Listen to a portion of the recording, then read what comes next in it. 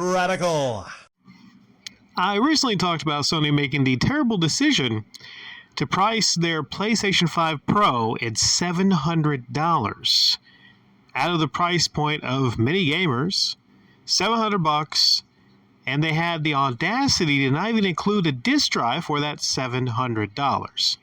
So many people mad at Sony right now, and they're thinking, maybe we might want to get an Xbox.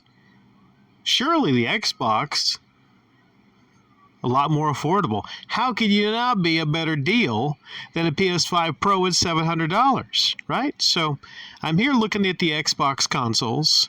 I have a Series X myself, but I got a hell of a deal on it. I got mine for like $350 last year, man. Have I used it a whole lot? Well, I haven't done a whole lot more here lately other than testing games. I test more than I play nowadays from our store, but still I have one. And for the most part, I'm happy with it. It's a great deal for $350. So for the rest of you that cannot get that kind of deal on a new Xbox Series X for $350, let's see what kind of deal you can get. So yeah, Xbox Series X, the fastest, most powerful Xbox ever. And we got some new options here, but let's learn more about the Series X, or the new offerings. See, that one to the right, that's the one I have. That's the regular Xbox Series X. And that's the 1 terabyte disk drive. It's carbon black. Nothing wrong with that one. It's a nice looking system. Let's go over to the all digital robot white, which is the one you want if you don't like owning shit. If you do not like owning any of your games, this is actually the one you want, I guess. And you get a whopping $50 off. Ooh. You could even drop that down to $399.99. Only $50 off of that one. And it's white. Robot white. I mean, why wouldn't you want the black one that you can play games on? You can even play 360 games on that one, backward compatibility. Why the hell would you want this one? Are you just that hard up? You know, look for some $5s and $10 bills in your couch. Look for some change, man.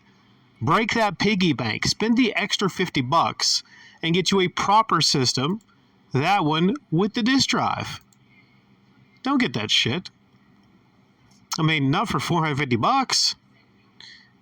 And now we step over to the new Xbox, which is definitely going to be more affordable than the PlayStation 5 Pro at $600? So it's $600, and it's just an Xbox Series X. No Pro. I don't see a Pro on the end of that. You see, if this would have been a Xbox Series X Pro, or X times 2, whatever they would call it, that would be a hell of a deal. You know, a lot of people would pay an extra $100 to get a Pro version of this console. But what you get for $100 more is apparently 1 more terabyte of storage, which you could probably get cheaper separately and add to the 1 terabyte carbon black $500 one.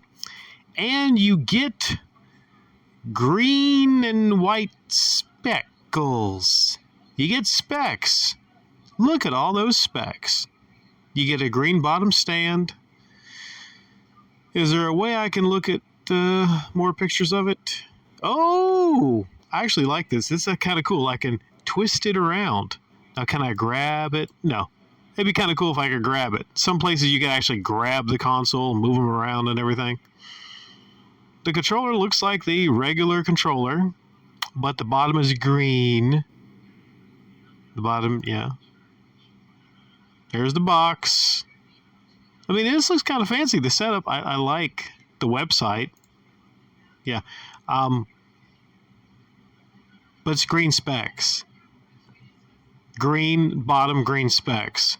In the controller, I kind of do not like the fact that the green specs are just on the bottom directional pad. It looks kind of stupid, I think.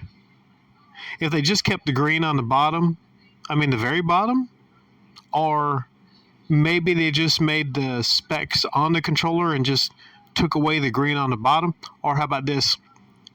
Made it actually match the console and have the green specs go all the way through the controller, not just the directional right there, the directional cross.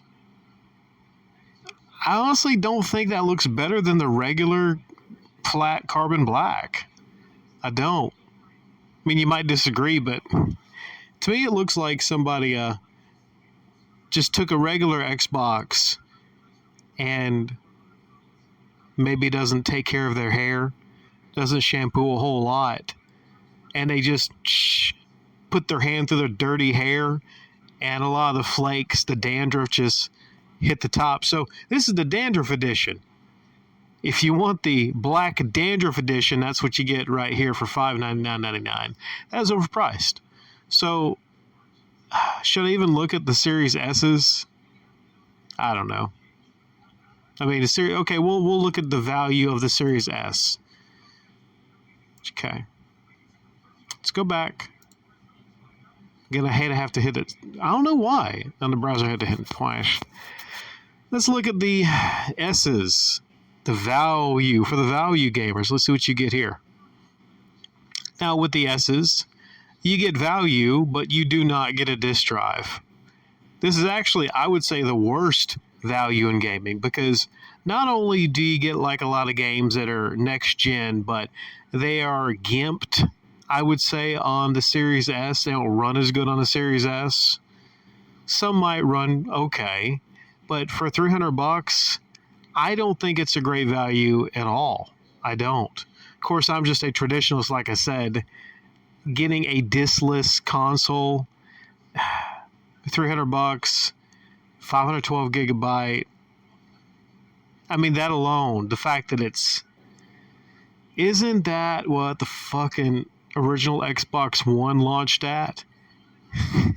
512 gigabytes, which is actually, guess what it is? It's like 370 gigabytes when you actually get everything done. Ooh, I can install 3 games. Whoop-de-doo. No, that version should be at least 1 terabyte. But they got a carbon black version. If you want to make it carbon black, 350. You fucking serious? You painted this thing black, and you up the storage by half a terabyte to $350. You fucking serious with me, Microsoft? That's a terrible deal. Let's say I want the all-digital robot white. Yeah. So, pick your poison there, $350. So you might say Game Pass is a good value, but I'm not talking about Game Pass, okay? I'm just talking about the console itself, outside of Game Pass. This assumes that you're going to just be paying monthly to get Game Pass. I'm taking that out of the equation. I'm just saying, are Xbox consoles a better value than the PS5 Pro? It should be an easy yes. But honestly, if you compare the console just to console, this is not that good, Microsoft. This isn't. And like I said earlier, if you are basically, I know it's not fair, but sales-wise, not performance or game-wise or whatever, just sales-wise. Let's say, if you are sales-wise, Nissan compared to Honda, shouldn't you give gamers actually a better value to kind of get their foot in the door? Outside of Game Pass, man. I'm not talking about Game Pass. I'm talking about not a service. I'm talking about the system itself. Right? So what do you think? I think this is very underwhelming. You got white, white, black, and then black with a little bit of dandruff.